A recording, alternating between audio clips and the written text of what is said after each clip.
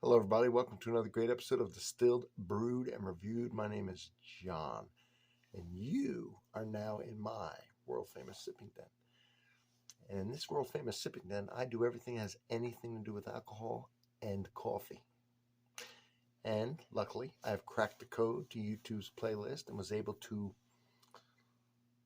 master it in such a way that I've categorized and subcategorized every single thing I do to make it easy for you to find the first comment of every video, for example, right? What do I have on that? I have a pin because I have a link to the playlist that pertains to what I'm reviewing. In this case, you know it's bourbon whiskey, and it's a damn interesting one today. So, and remember this. I am the only one in the world who can do this. Yeah. To review everything as anything to do with alcohol and coffee, right here.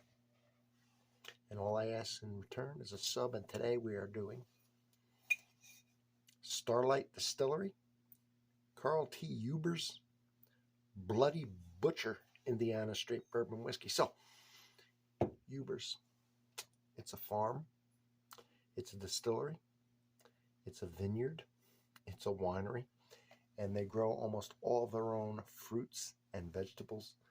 If you go there, not only have the distillery, the winery, they have an ice cream shop, a place where they sell the fruits, the vegetables.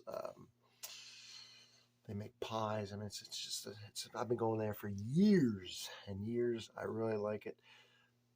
This is interesting because they did a bourbon with some Bloody Butcher corn, which I'm assuming, and I'm not sure that they actually grew this corn, but I don't know that for sure. Starlight Distillery's straight bourbon whiskey is made by sweet mash fermentations, which are then distilled in our traditional copper pot stills. Okay, that's interesting. So we know it's a sweet mash, and we know they use copper pot stills.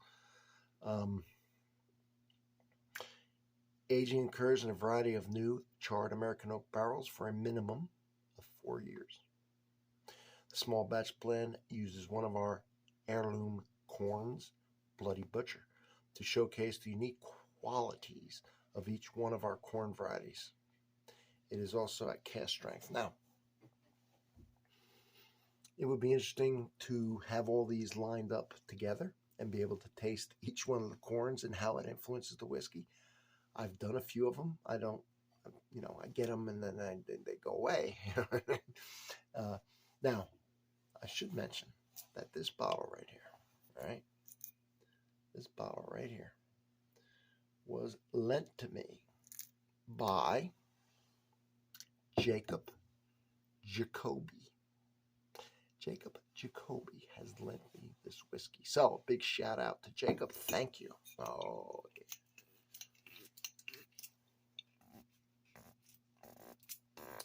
Let me say that that's a tight seal. All right, so here's the color in the glass, or in the bottle, and then we'll get it in the glass. What is this? American Craft Spirits Association 2022 Best in Show, Best in Class, Carl T. Single Barrel Bourbon Whiskey. So it's a single barrel as well. Single barrel cask strength. All right, scan to learn about Stein. All right. There it is. Nice color, right? There it is. I don't have to describe it. You're looking at it. All right, put the top back on my man's whiskey. Got to give it back. He loaned it to me. Appreciate that. All right. Shall we give it a sniff? Of course we should. Ooh.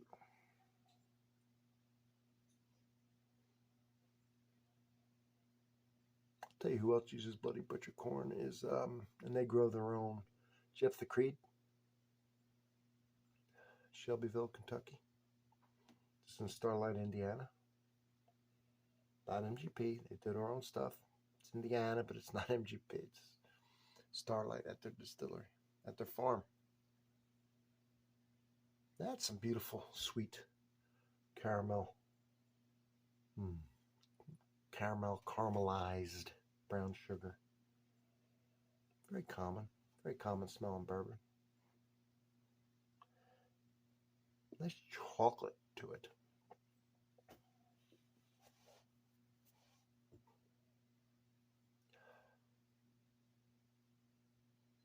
It does have a cherry, I'll give it that. Nice dark cherry smell, cherry chocolate. Now that's good.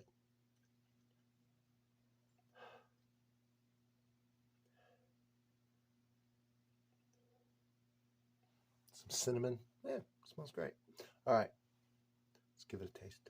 Do the acclimation sip. You know how it works.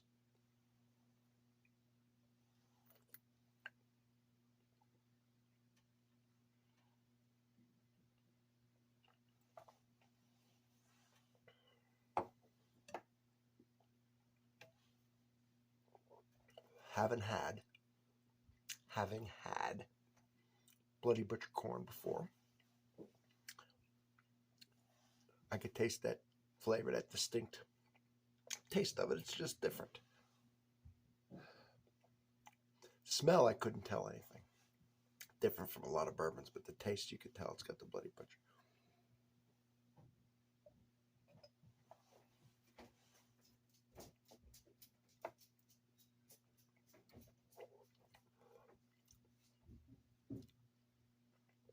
So that Bloody Butcher corn taste don't mean a damn thing to you, does it? Unless you've had Bloody Butcher corn. It's got the sweetness. It's not real corny, but you could just tell that corn is in there. Haven't had it. Yeah, nice sweetness to it.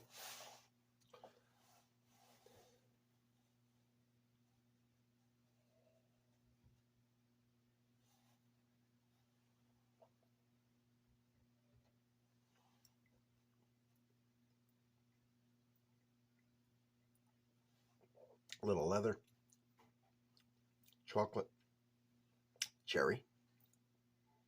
I smell the oak now more than I did.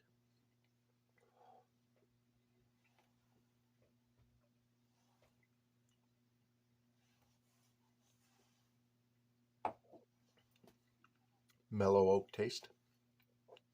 This woodsy vanilla-y taste to it. No tannic, bitter aftertaste at all. Gotta say that doesn't surprise me now because I've had their stuff for a while. When they first started coming out with bourbon, I didn't have high hopes at all. But it is good. They have done a fantastic job. They really have. They do a great job.